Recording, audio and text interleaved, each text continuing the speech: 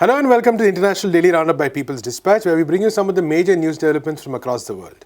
Our headlines: Benny Gantz invited to form the government in Israel after support from the joint list. Does a Cuban drug hold the key in the fight against COVID-19? Former EFEO workers at Angkor Wat Archaeological Park's protest seeking reinstatement. An oil pipeline explosion in Nigeria kills 15, government blamed for negligence. In our first story, Israel's President Reuven Rivlin has invited Blue and White's Benny Gantz to form the next government. Gantz secured a thin majority of 61 in the 120-member Knesset. The majority was secured after a contentious alliance was stitched together by the Blue and White with the left Zionists of Gesher Labour Bloc, a hardline Zionist bloc of Israel Betnu, and the left-wing pro-Arab Joint List.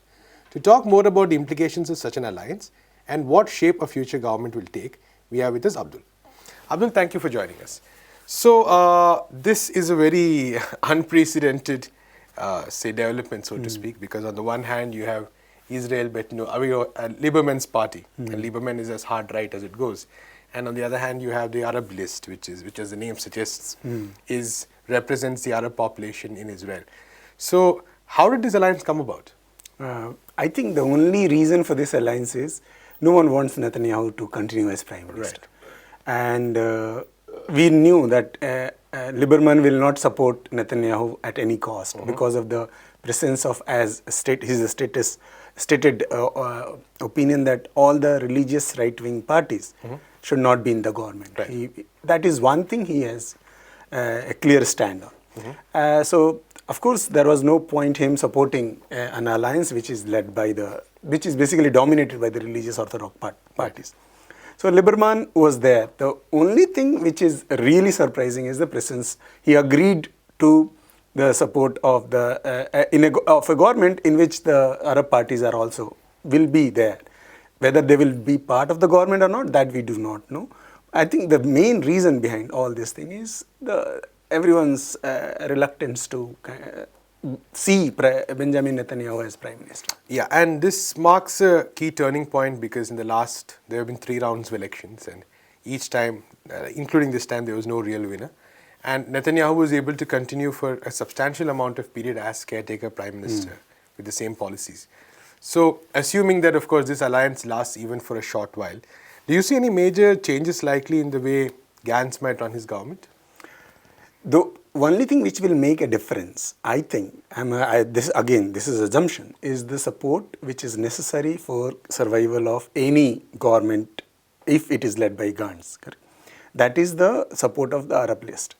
And since Arab list and the left parties, if we include them also, have substantially different positions on most of the crucial issues, including the Palestinian issue, if Gantz wants to continue in power and he does not want to take another risk of another election soon, given all those ifs and buts, yes, there will be certain fundamental changes if it continues like that. Right. Because why I'm emphasizing on the word if, because we do not know how long this will continue. But if the government continues, the changes are bound to happen. Right. So it's an interesting quandary, so to speak, because on the one hand, Gantz is almost as hardline as Netanyahu. So there is no incentive for him to actually moderate any of Israel's apartheid colonialist policies. On the other hand, there's also the question that if he does so, there is a possibility that Israel's political environment, which has gradually been moving to the right, it might affect him quite badly, considering that it's been happening. And then, of course, Lieberman, who is very hardcore right-wing as well. So it's a tough choice for him in the sense that he has to walk a very thin line. On the other hand, this might also provide the opportunity for the case against Netanyahu to proceed much more strongly. So is the calculation also that if Netanyahu is permanently or at least temporarily removed from the political scene due to the crisis and the fact that he's no longer the prime minister, this can lead to a reconfiguration of politics in Israel? The only thing which is possible in the given circumstances is Netanyahu for somehow is sidelined by the Likud party. And that is a possibility, but we cannot deny that also, given the fact that there is a corruption case which was now postponed for 2 more months, but that is going to happen. Now, so if the Likud party is able to kind of isolate itself or sideline Netanyahu for somehow, then there is a possibility of Likud and blue and white coming together. Right, yeah. That is a possibility. Right. If that does not happen, again I have so many ifs and buts, if that does not happen, then of course there is no possibility of, I'm not saying that there will be tomorrow a solution of the Palestinian question. No, that is not the point. The point will be the kind of aggressive policies which we have seen during Netanyahu's period, kind of aggressive settlement policies, kind of harsh measures against the occupied people in the occupied territories. There will be some kind of moderation primarily. If it is not there, then that will be a complete compromise on the politics of the Arab list. Right. And the left parties as well. Right. So that, given that fact, that if I think we are talking too much about that the kind of possibilities, that Likud is not able to isolate or is not able to live beyond Netanyahu, and Arab parties are the support base because of which Gantz survives the government. In the government, then of course the Israeli politics will see a massive change. Right. Thank you so much, Abdul. In our next story, a Cuban drug named interferon alpha-2b could become key in the fight to contain the COVID-19 pandemic. The drug so far has managed to effectively cure more than 1,500 patients infected by the novel coronavirus, according to reports. It's also one of the 30 drugs chosen by the Chinese National Health Commission to combat respiratory disease. The drug is currently mass-produced with Cuban technology at a Chinese-Cuban joint venture, Chang Heber Company, in Jilin, China.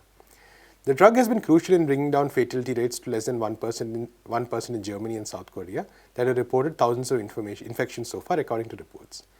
Despite the harsh sanctions imposed upon Cuba by the United States, several countries around the world have flooded Cuba with purchase orders for interferon alpha-2b.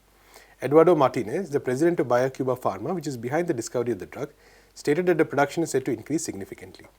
Cuba has already sent a team of doctors and a stash of interferon alpha-2b to Italy to work alongside Chinese health professionals deployed there.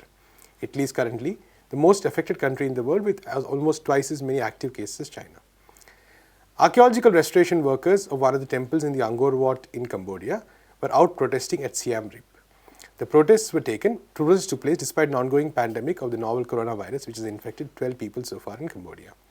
The workers who were involved in the restoration work at the West Mebon Temple under the French School of the Far East, or the EFEO, suffered a loss of work 2 years ago and a major reduction in wages. The EFEO abandoned the temple, claiming lack of funds, and handed over the work back to Cambodia's Apsara Authority.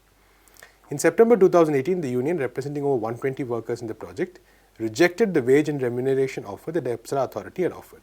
The workers had demanded either wages at par with EFEO rates or handing over the project back to them. Ever since, several employees were laid off and replaced with new ones who were willing to work for Apsara's wage. Apsara Authority is a state-run body charged with the management of the Angkor Wat temple complex. For almost a century, EFEO, a Paris-based research institute, has been associated with the restoration of Angkor Wat, closely working with different Cambodian governments over the years. In our next story, at least 15 people have been reported dead so far in an oil pipeline explosion in Nigeria yesterday. The explosion took place in Abule Ado, near the Lagos-Nigeria border, in the early hours of Sunday, March 15th. The explosion was so strong that its impact was felt by residents as far as 15 kilometers away. Most of the victims were killed in their homes near the explosion that collapsed at impact. Almost 50 houses and buildings, including a school, have been burnt or damaged, leaving dozens of families homeless. The Nigerian National Petroleum Corporation, or the NNPC, that owned the pipeline, issued a statement explaining the explosion to have been caused by a truck hitting a gas processing plant. Meanwhile, the Human Rights Writers Association of Nigeria, or HURIWA, has criticized the government for its inefficient response to such disasters. HURIWA also blamed the government for allowing the construction of residential blocks so close to the pipeline, despite the known risk. Oil pipeline explosions have been very common in Nigeria. Given that most pipelines are constructed near poorer residential areas, explosions often result in fatalities. A similar explosion of a pipeline on January 18 this year killed at least 3 people near Lagos. That's all we have in this episode of the International Daily Roundup. To know more about these stories, visit our website peoplesdispatch.org and follow us on Facebook, Twitter and Instagram. Thanks for watching.